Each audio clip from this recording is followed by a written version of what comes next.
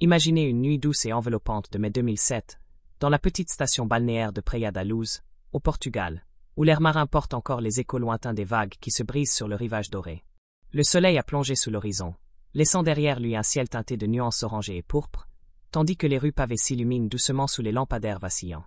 Les familles, épuisées par une journée de soleil et de mer, terminent leur dîner dans des restaurants cosy, où l'odeur alléchante de poissons grillés se mêle à celle de l'eau salée et des fleurs sauvages qui bordent les allées. C'est une soirée comme tant d'autres dans ce coin paisible de l'Algarve, un havre de tranquillité pour les touristes en quête de repos.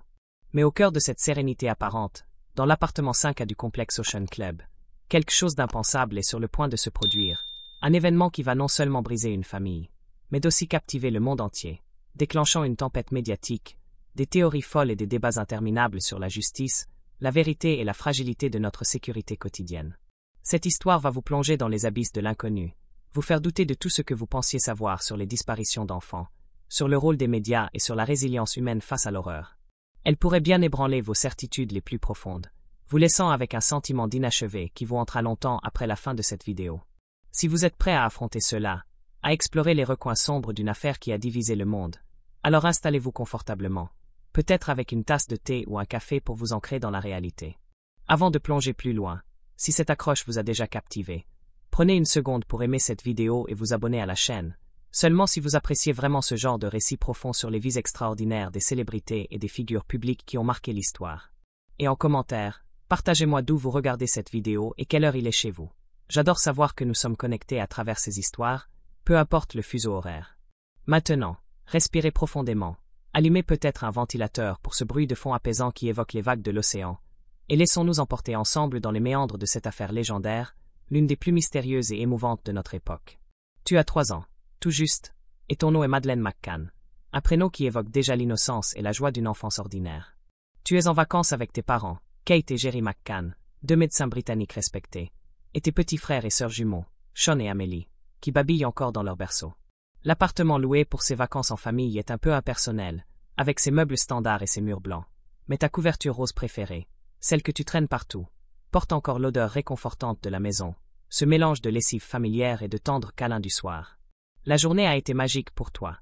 Des heures passées à barboter dans la piscine turquoise du complexe, éclaboussant joyeusement l'eau sous le soleil portugais, riant aux éclats avec d'autres enfants rencontrés au club pour bébés, et un dîner animé où les adultes sirotaient du vin en discutant, tandis que toi et tes siblings savouriez des glaces collantes. Tes parents t'ont couché avec douceur, te bordant dans ton petit lit, te murmurant des mots rassurants. On ne sera pas loin, ma chérie, juste de l'autre côté du patio, au bar tapas avec nos amis. On viendra vérifier toutes les demi-heures. Promis. Dors bien. Tu t'endors paisiblement, confiante, car à 3 ans, le monde est encore un endroit sûr, protégé par l'amour inconditionnel de ceux qui t'entourent. Rien ne peut arriver de mal, n'est-ce pas? Et pourtant, c'est exactement ce qui va se produire, transformant cette nuit ordinaire en un cauchemar qui durera des années. Peu après 22 heures, Kate McCann, ta mère, pousse la porte de l'appartement pour son contrôle habituel, ce rituel que les parents du groupe, les fameux Tapas 7, ont établi pour surveiller leurs enfants pendant qu'ils dînent à quelques mètres de là. Mais en entrant, quelque chose cloche immédiatement. L'air est plus frais, comme si une brise inattendue s'était invitée dans la pièce, et le lit où tu devrais être blotti est vide, les draps légèrement froissés mais sans trace de toi. La fenêtre est grande ouverte, les rideaux flottant doucement, et une vague de panique glacée envahit Kate, lui serrant la gorge comme un étau. Elle hurle, un cri primal qui déchire la nuit. Madeleine a disparu. Ils l'ont prise.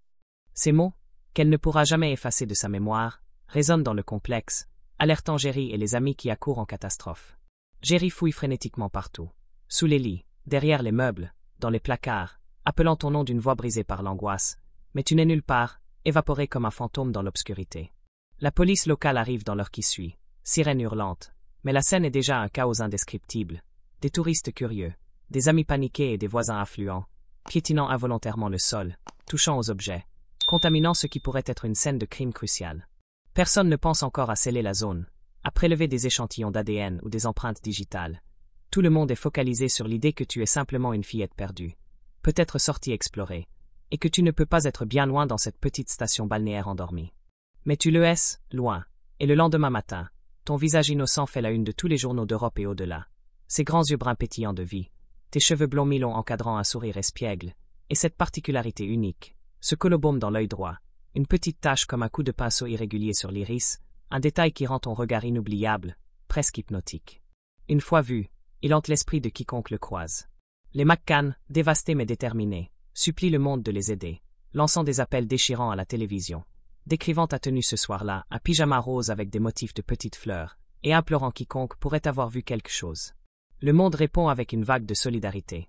Les tabloïds britanniques s'enflamment, titrant en gros caractères sur l'ange disparu. La police portugaise publie des communiqués officiels, organisant des battues dans les environs, fouillant les dunes et les ruelles étroites. Mais dès les premières heures, la confusion règne en maître. Y a-t-il eu effraction? Le volet extérieur montre-t-il des signes de forçage, ou était-il déjà défectueux? Qui a vu quoi exactement ce soir-là parmi les vacanciers? Et la question qui commence à murmurer. Pourquoi les enfants étaient-ils laissés seuls, même pour de courts moments? En un clin d'œil, Praia da Luz n'est plus une paisible station balnéaire. Elle est transformée en un cirque médiatique mondial, avec des camions satellites envahissant les rues, des journalistes campant devant l'appartement, et des hélicoptères survolant la côte. Interpol s'en mêle rapidement, coordonnant des recherches internationales, tandis que des détectives privés sont engagés par des donateurs anonymes pour creuser des pistes.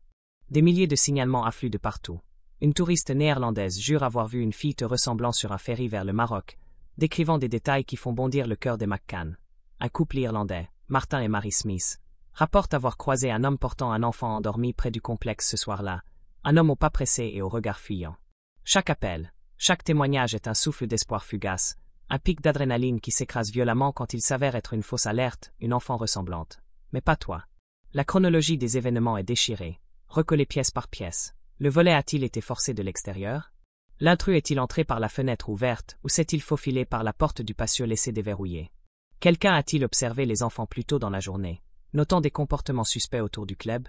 Certains enquêteurs penchent pour un crime opportuniste, un cambrioleur surpris qui t'aurait emporté pour couvrir ses traces. D'autres murmurent des théories plus sombres, évoquant des réseaux de trafic d'enfants, des organisations clandestines opérant dans l'ombre de l'Europe, un monde terrifiant qu'on préfère ignorer mais qui existe bel et bien. Chaque heure qui passe rend la piste plus froide, plus insaisissable, transformant les recherches en une quête désespérée contre le temps. La police portugaise, sous pression internationale, commence à trébucher dans son investigation. Des erreurs de communication avec les autorités britanniques créent des tensions diplomatiques, des traductions approximatives des témoignages sèment la confusion, et les semaines se muent en mois sans avancée significative. Les théories se multiplient plus vite que les faits concrets, alimentées par des fuites dans la presse et des spéculations en ligne. On sent presque la vérité glisser entre les doigts, s'évaporer comme la brume matinale sur l'océan. Et puis, quelque chose d'impensable se produit, un virage inattendu qui va tout changer. L'attention, au lieu de se diriger vers l'extérieur, se retourne vers l'intérieur de la famille. Les murmures discrets deviennent des rumeurs assourdissantes, et si les parents étaient impliqués d'une manière ou d'une autre. C'est un scénario que personne ne souhaite envisager, mais qui s'insinue lentement, empoisonnant l'air déjà lourd de chagrin. En un instant, Kate et Jerry McCann passent de figures tragiques, des parents en deuil absolu suppliant le monde de retrouver leur petite fille, à objet de suspicion publique et policière. Les enquêteurs portugais, frustrés par l'absence de progrès tangibles et sous la pression des médias, commencent à scruter de près le comportement des McCann. Pourquoi Kate ne pleurait-elle pas plus abondamment en public, lors des conférences de presse, gardant un stoïcisme qui semble presque suspect?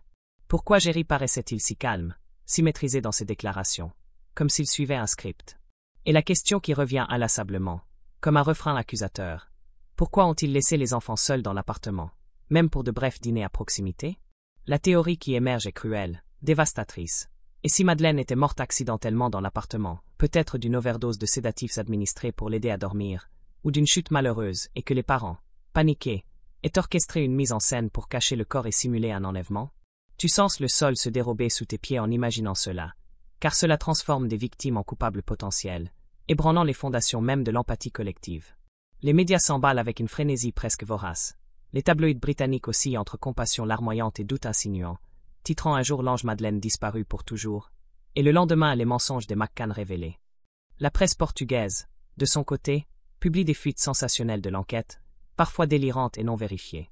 Un chien détecteur de cadavres, spécialement entraîné, aurait réagi positivement dans l'appartement et dans la voiture de location des McCann. Des traces suspectes de sang sur les murs et les vêtements sont envoyées pour analyse, alimentant des spéculations sur un accident fatal couvert par une fausse disparition. Soudain, l'affaire n'est plus celle d'une enfant enlevée par un inconnu. C'est celle de deux parents sous le microscope, confrontés à une question trop effrayante pour être formulée à haute voix. Ont-ils tué leur propre fille? Jerry McCann tente de rester stoïque dans les interviews. répétant inlassablement que la priorité absolue reste de retrouver Madeleine vivante, que chaque seconde compte pour elle. Kate, quant à elle, serre dans ses bras le jouet préféré de Madeleine, Cuddle Cat, cette peluche rose usée devenue un symbole poignant de l'absence, refusant de la lâcher lors des conférences de presse, son regard vidé par le chagrin mais scruté pour y déceler la moindre faille. Ils engagent des avocats chevronnés, des spécialistes en relations publiques pour naviguer dans cette tempête médiatique, tandis que leurs amis présents ce soir-là, et les Tapas Seven, deviennent des personnages à part entière dans ce drame, leurs témoignages disséqués par des détectives amateurs sur Internet. Les forums en ligne s'enflamment comme jamais. Tout le monde se croit expert en criminalistique, analysant les timelines, les photos de vacances, les expressions faciales des McCann lors des appels. À chaque nouvelle une, qu'il s'agisse d'un rapport d'expertise ADN ambigu ou d'une fuite sur des incohérences dans les déclarations, la vérité semble s'éloigner un peu plus, noyée dans un océan de spéculation. En septembre 2007, seulement 4 mois après ta disparition, la police portugaise désigne officiellement Kate et Jerry McCann comme arguidos, des suspects formels dans l'enquête. Les McCann sont anéantis, leur monde s'effondrant une seconde fois. Le soutien du public se divise en camps opposés. D'un côté ceux qui croient fermement en leur innocence, voyant en eux des victimes d'une enquête bâclée. De l'autre, ceux qui imaginent le pire, alimentés par des théories conspirationnistes sur des accidents couverts ou pire. Kate décrira plus tard, dans des interviews émouvantes, le moment précis où elle a réalisé que la disparition de sa fille était devenue une sorte de divertissement public macabre. Des inconnus du monde entier analysaient son langage corporel lors des apparitions télévisées, critiquaient ses choix vestimentaires, trop composés pour une mère en deuil, questionnaient sa foi catholique profonde, disséquaient son couple avec Jerry comme s'il s'agissait d'un roman policier. Le monde avait oublié, ou choisi d'ignorer, qu'il ne s'agissait pas d'un jeu de devinettes intellectuelles à résoudre entre deux pauses publicitaires, mais d'une vraie petite fille avec des rêves d'enfant, d'une vraie famille brisée par un vide insurmontable. Malgré les accusations pesantes, les McCann n'arrêtent pas de chercher, refusant de se laisser définir par les soupçons. Ils créent un fonds dédié, la Find Madeleine Campaign, qui récolte des millions en dons de sympathisants du monde entier, finançant des campagnes d'affichage, des sites web interactifs et des détectives privés pour explorer des pistes ignorées par la police officielle. Ils engagent des consultants en communication pour garder l'affaire vivante dans les médias, rencontrent même le pape Benoît XVI au Vatican pour un moment de prière symbolique, et Kate écrit un livre poignant, Madeleine, où elle supplie le public de continuer à chercher, à partager les photos, à espérer contre toute logique. Mais le poids émotionnel est écrasant, un fardeau qui pèse sur chaque instant de leur vie. Les relations avec leurs amis se dégradent sous la pression des interrogatoires répétés. Les jumeaux grandissent sous un nuage permanent de murmures et de regards en coin à l'école. Et Kate avouera plus tard, dans des confessions déchirantes, avoir pensé au suicide plus d'une fois, hantée par l'idée que Madeleine pourrait être quelque part, souffrante, appelant sa maman dans le noir. Et pendant tout ce temps, aucun signe concret de toi, aucun mot anonyme, aucun appel téléphonique demandant une rançon, aucune demande étrange, aucun corps retrouvé qui pourrait au moins offrir une fermeture, juste un silence assourdissant qui amplifie le tourment. En 2008, après des mois de stagnation, les autorités portugaises classent l'affaire faute de preuves suffisantes, blanchissant officiellement les McCann des suspicions. Mais le mal est déjà fait, irrémédiable. Le nom de Madeleine est désormais indissociable de la controverse, un synonyme de mystère non résolu qui ravive les douleurs à chaque anniversaire, chaque silence médiatique qui crie plus fort que 1000 mots accusateurs. Dans les années qui suivent, l'affaire Madeleine McCann transcende le statut d'enquête policière pour devenir un élément incontournable de la culture populaire, un phénomène mondial qui inspire des documentaires à succès sur Netflix, des émissions spéciales décryptant chaque détail, des podcasts interminables où des experts autoproclamés débattent des théories les plus extravagantes. Certains avancent que tu aurais été enlevé par un couple stérile désespéré pour élever un enfant. D'autres évoquent des réseaux pédophiles organisés avec des ramifications internationales, des ventes aux enchères sombres sur le dark web. Une femme en Suède affirme que Madeleine vit en Allemagne sous un faux nom, avant de disparaître elle-même dans l'ombre des médias. Un voyant prétend avoir des visions de toi dans un monastère isolé. Et pourtant, au milieu de ce chaos, Kate et Jerry continuent de célébrer ton anniversaire chaque année, allumant des bougies dans leur maison de Rotley, en Angleterre, conservant ta chambre intacte avec tes jouets préférés, tes dessins d'enfants accrochés au mur, et persistant à espérer, même si le monde semble avoir tourné la page vers d'autres scandales. On ne peut s'empêcher de se demander ce que cela fait de vivre avec un tel chagrin suspendu, d'être connu non pour ses accomplissements professionnels ou personnels, mais pour ce qu'on a perdu de plus précieux, de sourire à ses enfants présents tout en imaginant celle qui manque à l'appel, son rire fantôme résonnant dans les couloirs vides. Puis, en 2011, un rayon d'espoir inattendu perce les nuages. Le gouvernement britannique, sous la pression des McCann et de l'opinion publique, annonce une nouvelle initiative, l'opération Grange, où Scotland Yard rouvre l'enquête avec une équipe dédiée. convaincu qu'un élément crucial a été manqué dans les investigations initiales. Nouvelle approche méthodique, nouveaux outils technologiques pour analyser les anciens dossiers, une seconde chance pour la vérité. Les McCann ne célèbrent pas prématurément. Ils ont appris, à travers les années de déception, à ne plus trop espérer, car l'espoir, ont-ils découvert amèrement, peut infliger une douleur tout aussi vive que le désespoir absolu, comme une lame qui tourne dans la plaie. On pourrait croire qu'après tant d'années, la piste serait définitivement glacée, enfouie sous des couches de temps et d'oubli. Et pourtant, elle n'a jamais cessé de vaciller comme une bougie tenace dans une pièce pleine de courants d'air, refusant obstinément de s'éteindre, alimentée par des témoignages sporadiques et des coïncidences troublantes. L'opération Grange commence à éplucher méticuleusement chaque fil de l'enquête, chaque témoignage recueilli dans les premières heures, chaque déclaration aussi extravagante soit-elle, naviguant à travers une jungle de contradictions, d'impasses frustrantes et de fausses pistes qui mènent nulle part. Mais l'équipe persiste avec une détermination farouche, parce que de temps en temps, une nouvelle voix surgit de l'ombre, murmurant « je l'ai vu », ravivant la flamme. En 2013, par exemple, une femme en Nouvelle-Zélande pense reconnaître Madeleine dans une petite fille croisée au supermarché, décrivant des détails physiques qui correspondent étrangement. En 2014, un chauffeur de taxi brésilien affirme avoir transporté une fillette parlant anglais avec un accent britannique, visiblement effrayée et accompagnée d'adultes suspects. En 2015, une touriste en Inde envoie une vidéo floue d'un enfant blond errant dans une gare bondée, déclenchant une vérification internationale.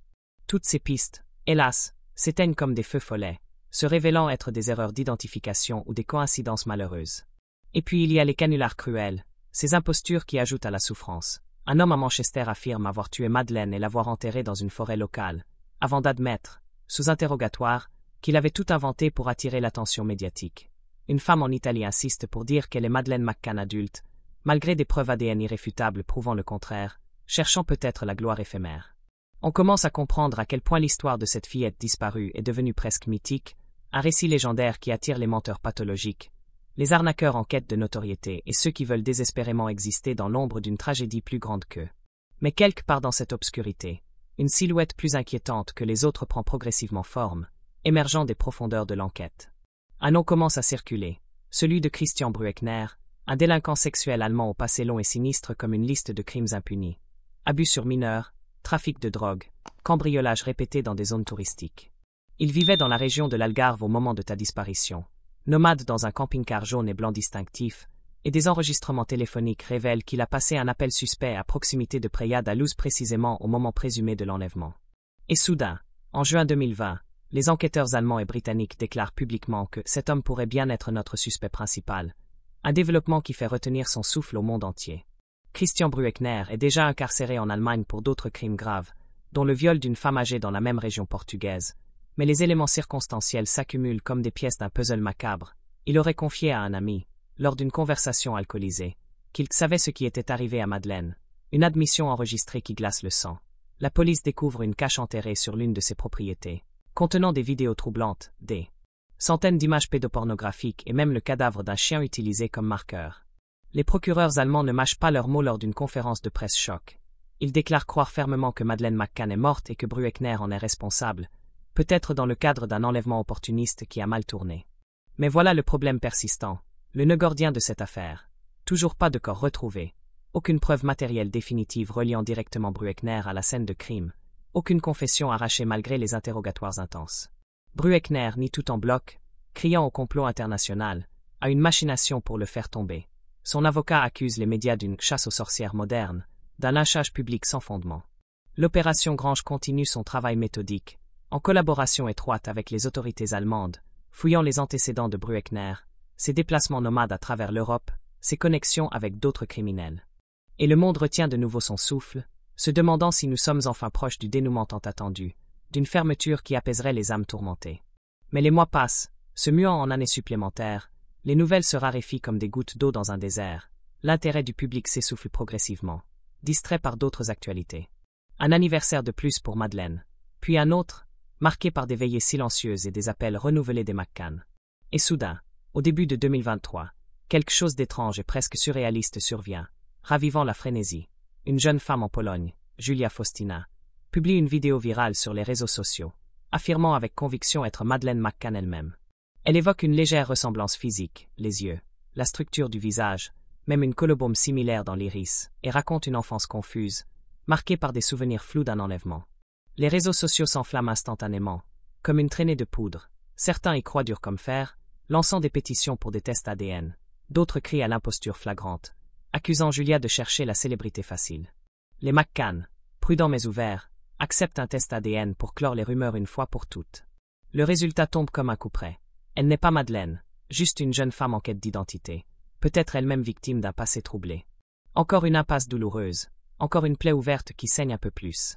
On finit par se dire, résigné, que cette affaire ne sera jamais résolue, qu'elle est devenue une légende moderne, un mythe contemporain comme celui de D.B. Cooper ou du destin tragique d'Amelia Earhart, débattu à l'infini dans les cercles d'amateurs de mystère, jamais élucidé de manière définitive, laissant un vide éternel.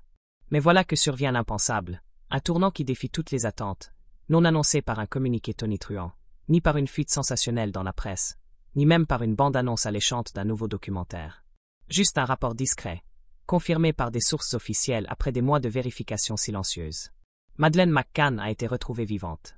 Tout commence, comme souvent dans les grandes histoires, par quelque chose de banal, d'ordinaire. Une technicienne de laboratoire en Suisse, dans une clinique de routine à Genève, effectue des tests ADN standards sur une jeune femme récemment arrivée sans papier d'identité valide, une immigrante anonyme prétendant ne pas connaître sa famille biologique. Elle raconte une vie nomade, grandie sous différents noms dans différents pays, Allemagne, Italie, peut-être ailleurs, toujours avec l'interdiction stricte de poser des questions sur ses origines, élevée par des tuteurs qui changeaient souvent de domicile.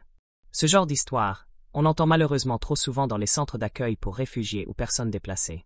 D'ordinaire, elle finit dans le silence bureaucratique, classée sans suite. Mais cette fois, l'ADN est soumis aux bases de données internationales par simple procédure standard, et il déclenche une alerte rouge, un match inattendu qui fait sonner toutes les cloches. Les résultats sont transmis en urgence aux autorités britanniques, puis portugaises, et enfin allemandes, déclenchant une chaîne de vérification croisée. En seulement 72 heures, l'échantillon est confirmé par plusieurs laboratoires indépendants. Il appartient à Madeleine McCann. Au début, personne n'y croit vraiment. Le monde a été trop souvent trompé par des imposteurs audacieux, des arnaqueurs cherchant la gloire, des chasseurs de célébrités profitant de la douleur d'autrui. Mais cette fois, c'est différent. Pas de frénésie médiatique immédiate, pas de fuites orchestrées, juste des démarches discrètes, coordonnées entre agences internationales pour vérifier l'incroyable sans alerter le public prématurément. La jeune femme, aujourd'hui âgée de 21 ans, est placée sous protection immédiate dans un lieu sécurisé, loin des regards indiscrets. Elle vivait dans une communauté fermée et isolée dans le sud de l'Allemagne, une sorte de ferme collective autosuffisante où les identités étaient floues, falsifiées à plusieurs reprises au fil des années pour éviter les contrôles. Ses tuteurs, un couple âgé maintenant interrogé par la police, affirment l'avoir sauvée lorsqu'elle était enfant, la trouvant abandonnée lors d'un voyage, mais les détails de leur récit restent flous, incohérents, soulevant des soupçons de complicité. Était-il impliqué dans l'enlèvement initial? Faisait-il partie d'un réseau plus vaste de trafic d'enfants? Ou n'était-il que le dernier maillon innocent d'une chaîne d'horreur qui a traversé l'Europe?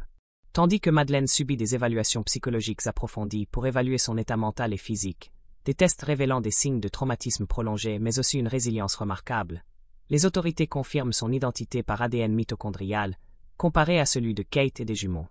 Il n'y a aucun doute possible. C'est elle, vivante, en sécurité du moins pour l'instant, après 17 années d'absence. Et l'on repense inévitablement à cette petite fille de 3 ans dans son lit, enveloppée de sa couverture rose, ses yeux fatigués se fermant sur une nuit qui allait tout changer, à cette dernière photo d'elle, prise au bord de la piscine du complexe, portant un petit chapeau de soleil rose, souriant innocemment comme si rien de mal ne pouvait jamais lui arriver dans ce monde supposé protecteur. Aujourd'hui, elle est là, devenue une jeune femme aux traits matures mais reconnaissables, marchant à travers les ruines d'une vie qu'elle n'a jamais pu vraiment vivre pleinement, reconstruisant pièce par pièce un puzzle brisé. Les McCann sont informés en privé, loin des caméras voraces. Pas de conférences de presse spectaculaires, pas de flashs aveuglants, juste un appel téléphonique discret d'un officier de Scotland Yard, un moment suspendu qui se termine par un long silence chargé d'émotions indescriptibles. Kate éclate en sanglots incontrôlables, un mélange de joie et de douleur accumulée. « Jerry, dit-on, laisse tomber le téléphone de ses mains tremblantes, murmurant « c'est vrai ?» C'est vraiment elle. 17 ans, presque jour pour jour depuis cette nuit fatidique de mai 2007.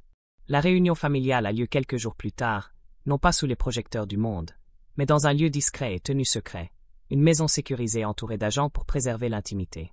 On pourrait croire que l'étreinte serait immédiate, instinctive, qu'une mère reconnaîtrait sa fille en une fraction de seconde, que les liens du sang effaceraient les années perdues. Mais ce n'est pas ainsi que fonctionne le traumatisme profond, cette bête invisible qui ronge l'âme. Pendant des années, Madeleine a été nourrie de mensonges, convaincu que ses parents l'avaient abandonné volontairement, montré de fausses photos d'eux comme des monstres dangereux, prévenu contre tout contact avec le monde extérieur. Il faudra des heures interminables de conversations prudentes, puis des jours entiers de thérapie familiale, pour que la confiance commence à germer timidement, comme une pousse fragile dans un sol aride. Mais lentement, morceau par morceau, quelque chose de magique revient à la surface. Elle demande des nouvelles détaillées de ses frères et sœurs jumeaux, voulant savoir comment ils ont grandi, quels sont leurs hobbies, leurs rêves. Elle interroge sur sa chambre d'enfant restée intacte, les couleurs des murs, les jouets oubliés. Elle se souvient par bribes fugaces des lumières vives aveuglantes, la main rugueuse d'un homme inconnu la tirant dans l'obscurité, un long trajet en voiture qui n'en finissait pas, puis un vide, un brouillard émotionnel qui efface le reste. Pendant ce temps, les enquêteurs, galvanisés par cette découverte miraculeuse, rouvrent des pistes depuis longtemps archivées et poussiéreuses, interrogeant les tuteurs avec une intensité renouvelée, passant au crible leurs comptes bancaires, leurs voyages passés, leurs connexions potentielles. Les données téléphoniques de 2007 sont réanalysées avec des outils modernes d'IA, révélant des patterns suspects.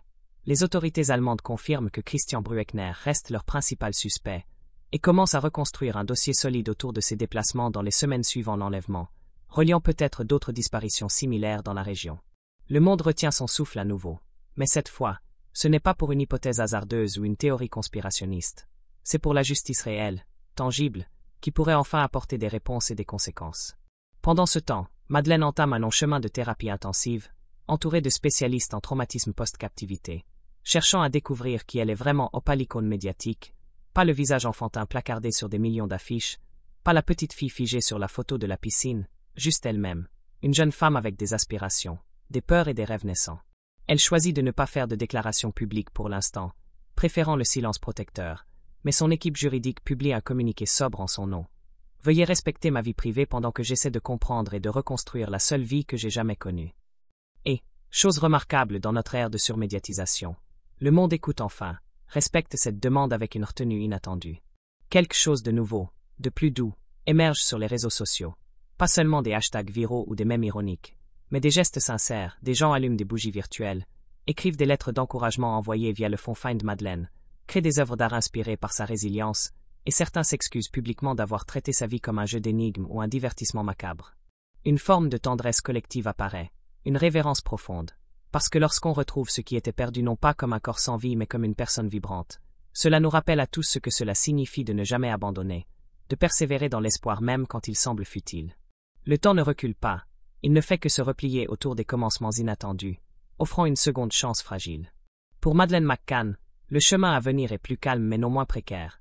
Elle n'est pas seulement une personne revenue de l'ombre abyssale, elle est une femme entrant dans un monde qu'il a connu intimement sans son consentement, un monde qui a placardé son visage d'enfant sur des cartons de lait, des journaux télévisés, des forums en ligne et des documentaires conspirationnistes interminables.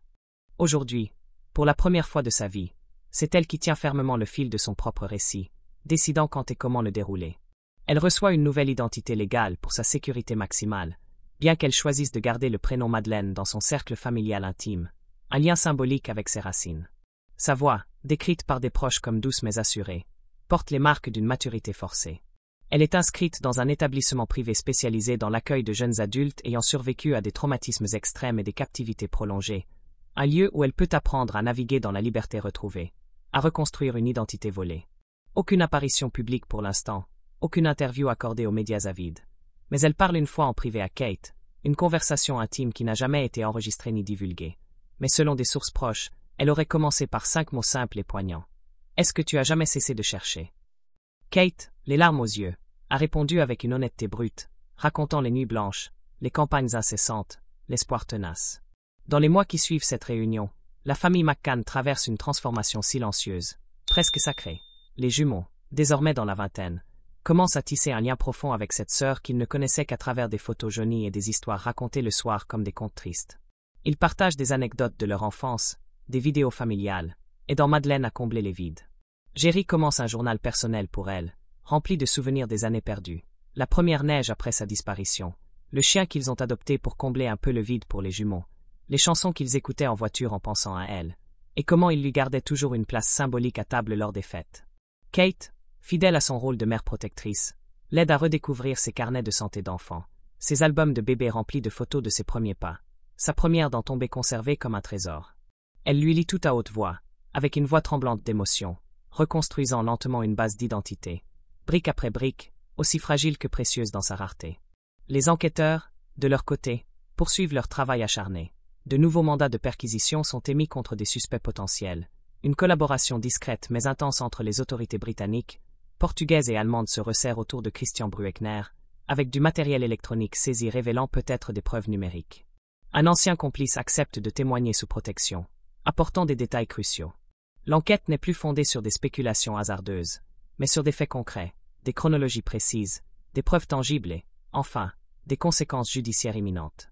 Mais pour Madeleine, la vraie épreuve ne se joue pas dans les tribunaux froids ou les salles d'audience bondées. Elle se joue devant le miroir de sa chambre, où elle observe son reflet jour après jour. Ses mêmes yeux larges et expressifs, ce défaut inimitable dans l'iris qui l'a rendu si reconnaissable, désormais encadré par le visage d'une survivante marquée mais déterminée. Elle fait encore des cauchemars récurrents, des flashs d'obscurité et de peur, mais moins qu'avant, grâce à la thérapie. Elle tient un carnet personnel, non rempli de coupures de journaux sensationnels, mais de toutes les choses qu'elle n'a pas encore vécues.